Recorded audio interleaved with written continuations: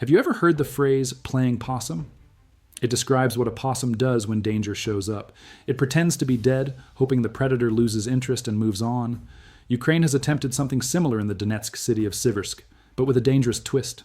In this version, the possum didn't simply play dead and disappear afterward. It waited, and then showed teeth, and now it's tearing chunks out of the Russian military.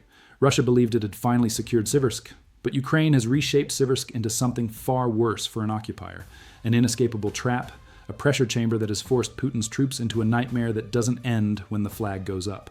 On December 23rd, reported that Ukraine confirmed it had pulled its soldiers back from the frontline city of Siversk. Ukraine even issued a statement saying the decision was made to preserve the lives of our soldiers and the combat capability of units, acknowledging Russia's forces had a significant advantage in manpower. At face value, it sounded like a familiar story. A smaller force steps back to avoid being crushed, but as we later learned, that move wasn't simply a retreat. It was the final step in setting a trap that has now been sprung. Russia didn't recognize what was happening at the time. It thought the withdrawal meant Siversk had finally broken. And you can understand why Russia thought that. It had spent 3.5 years battering this small city, a city positioned in front of the fortress belt of fortified towns that must be toppled if Vladimir Putin wants to claim Donetsk, and then the wider Donbass, with everything that implies politically and militarily. For years, Russia fed the fight the same way. Soldier after soldier pushed forward, only to be ground down by Ukraine's layered defenses. By October, the Russian Third Combined Arms Army, tasked with capturing the city, had reportedly suffered 13,055 soldiers in losses, just months after taking Donetsk. Ukraine had turned Siversk into a meat grinder, but even that grinder started to choke, not because Ukraine's defenses failed, but because of the sheer volume of bodies Russia kept forcing into the same narrow problem. Eventually, it looked like Russia finally got what it wanted. Finally, Russia won. The prey looked like it had fallen. The predator seemed ready to bask, to breathe, to celebrate, to fill its belly before turning toward the next victim. Only, that's not what happened. Even after all the damage inflicted on Siversk, the city was far from finished as a useful asset to Ukraine's military plan.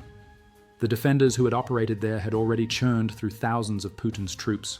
And while the remaining Russians toasted their victory, they didn't understand what they had actually done.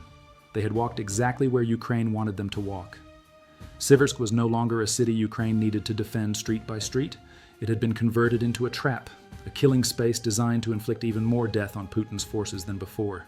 Ukraine has been using a newer battlefield method that made what's happening in Siversk possible, and we'll get to what that tactic is. But first, we need to look at what Siversk has become right now, and why it's so lethal to hold. In reporting about what Ukraine has turned the city into, New Sky argues Russia's victory in Siversk wasn't a victory at all. It has become a poisoned prize for the soldiers unlucky enough to be assigned there, because Ukraine has made the city a silent trap where escape is nearly impossible. So how does this trap work? Siversk sits along the axis toward the Slavic territories, positioned somewhere between the Ukrainian settlements of Lyman and Lysychansk. It also lies on a line leading toward the major Donetsk fortress belt cities of Sloviansk and Kramatorsk, both of which Russia would need to topple if it hopes to secure the oblast, and by extension, the Donbass region. And Siversk offers real tactical advantages to whoever holds it. The city sits on higher ground, meaning an occupying force can use it as a springboard for attacks and as a vantage point over surrounding terrain. It also functions like a logistical hinge. It helps facilitate crossings over the Siversky Donetsk River, and it sits near transport arteries Russia would love to control for sustained operations. So you're probably asking the obvious question: how can a city like that become a trap? On the surface, Siversk looks like the kind of settlement Russia would want to capture in the Donetsk campaign. But Russia failed to respect a brutal reality. Putting troops on elevated ground can be a double-edged sword. Yes, elevation can provide a view and a platform for attacks, but there's a catch, especially in Siversk. Elevation is only useful if the occupier controls the flanks. And guess what Russia doesn't have? Without reliable control over the flanks around Siversk, Russia has moved troops into an elevated kill zone, an exposed position that places them directly in the path of Ukrainian forces, who still have Siversk in their sights. Ukraine recognized Siversk's vulnerabilities long before it withdrew. And there were hints even earlier that something unusual was being built here, something bigger than a normal last-stand city defense. Consider this. Ukraine didn't build the typical last city-style defenses inside Siversk the way it did in other major settlements. In places Ukraine lost, like Mariinka and Avdiivka, the city itself became a standalone bastion. Ukraine fought almost to the last, and only withdrew when the situation became so dire that the remaining option looked like certain death. Then those withdrawing units would move to the next settlement, fortify again, and repeat the process as Russia advanced. But Siversk was different. As New Sky explains, Siversk wasn't treated as a lone fortress. Instead, it was treated as one part of a larger front. If the enemy pushed too deeply into this area without a well-protected rear and flank, Ukraine could cover them with artillery, drones, and strikes against supply routes. That protection is exactly what Russia lacked when it moved into Siversk, and that lack of protection traces back to the kind of defense Ukraine ran here. Russia battered the city for years, losing enormous numbers in the process. When the attritional pressure finally worked, Russian units were drained.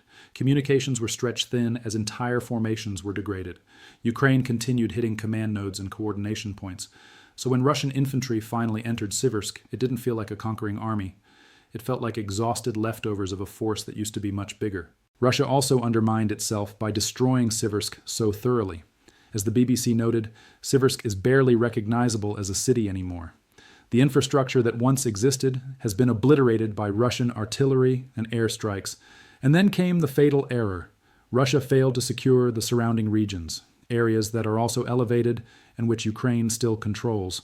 When Russian assault groups entered Siversk, they stepped into an exposed hit zone. Ukraine exploited that hit zone almost immediately after the city fell.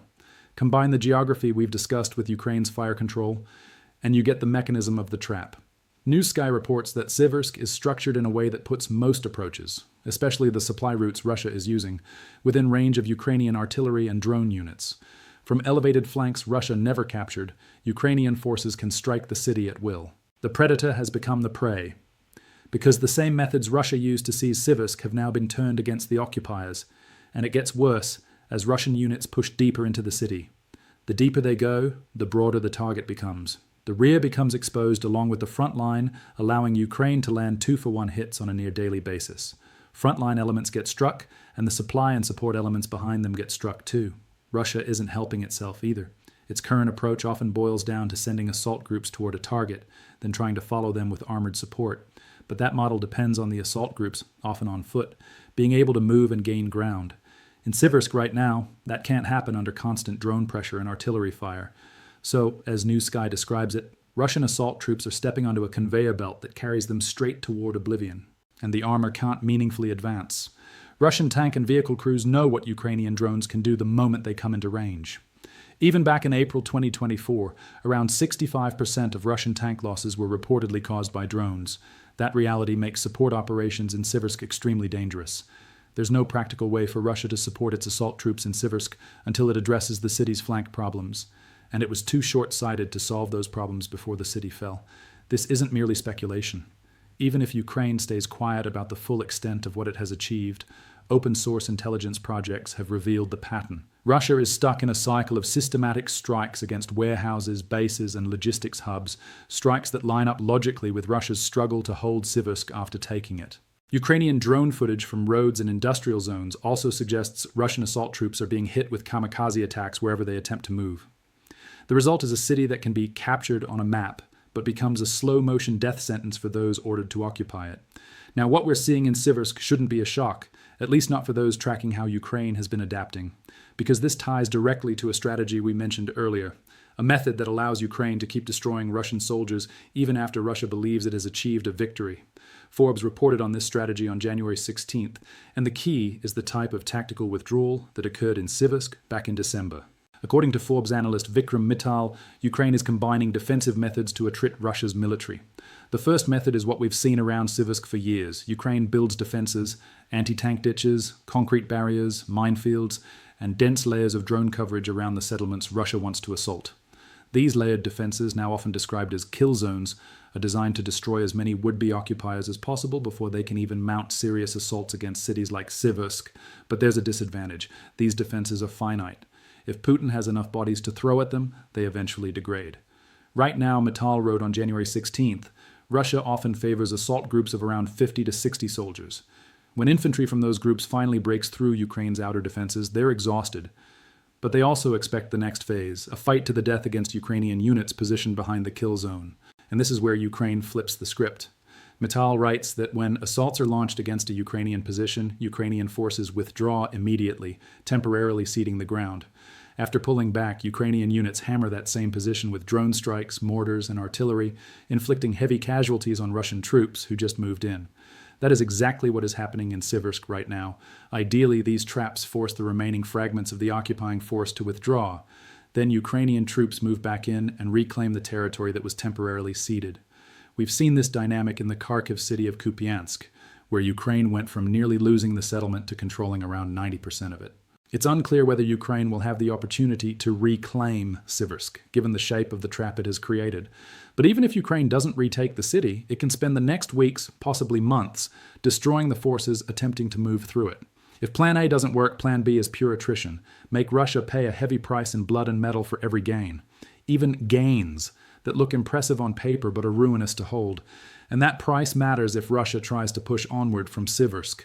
We'll get to why that matters shortly. But if attrition is Ukraine's goal, it has been highly effective at ensuring Russia gets very little in return for the staggering numbers of soldiers and equipment committed to Ukraine. Politico reported in October that Russia's military was bleeding soldiers for minimal gains. During the first 8 months of 2025, the outlet reported Russia lost 281,550 soldiers, with over 86,700 reportedly killed in action. The payoff, Ukraine's commander-in-chief Oleksandr Syrsky said at the time, was barely there. He stated the overall situation remained difficult and the enemy continued advancing on main directions, especially Pokrovsk and Dobropilya, while other directions were marked by lower-intensity combat operations. Overall, he claimed the situation remained under control.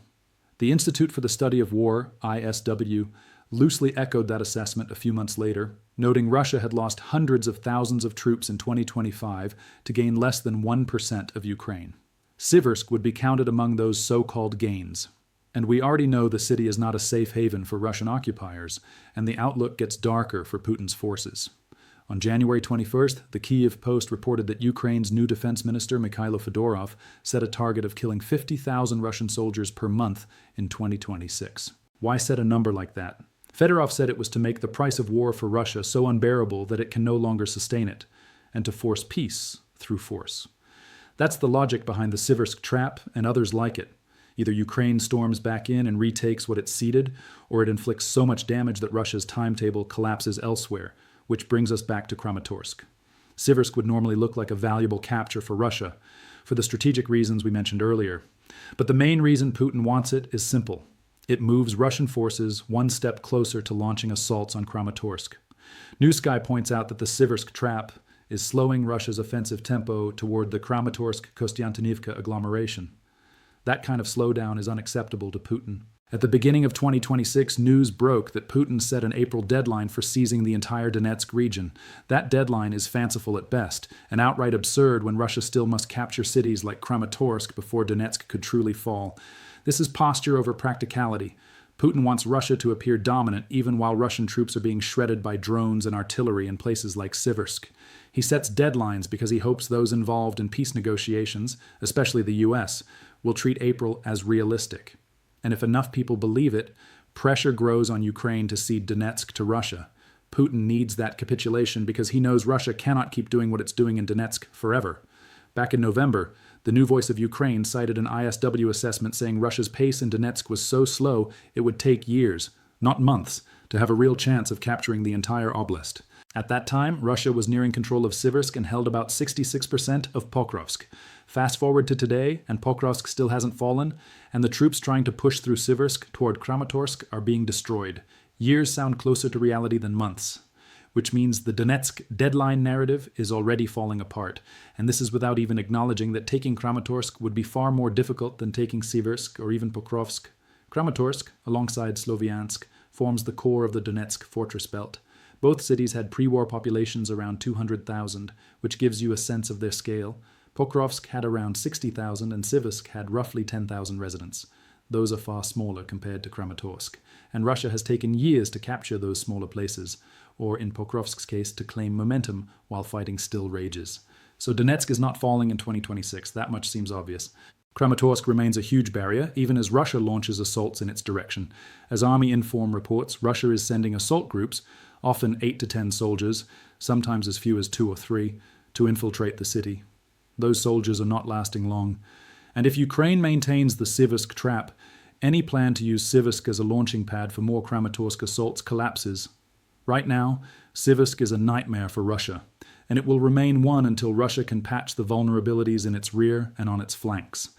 As Russia's Donetsk assaults falter and its troops die in droves in Siversk, Ukraine is entering 2026 with a new approach to war. The defense ministry has been shaken up, a new kill target has been set, and Ukraine is moving to modernize in ways that could amplify Russian losses even further.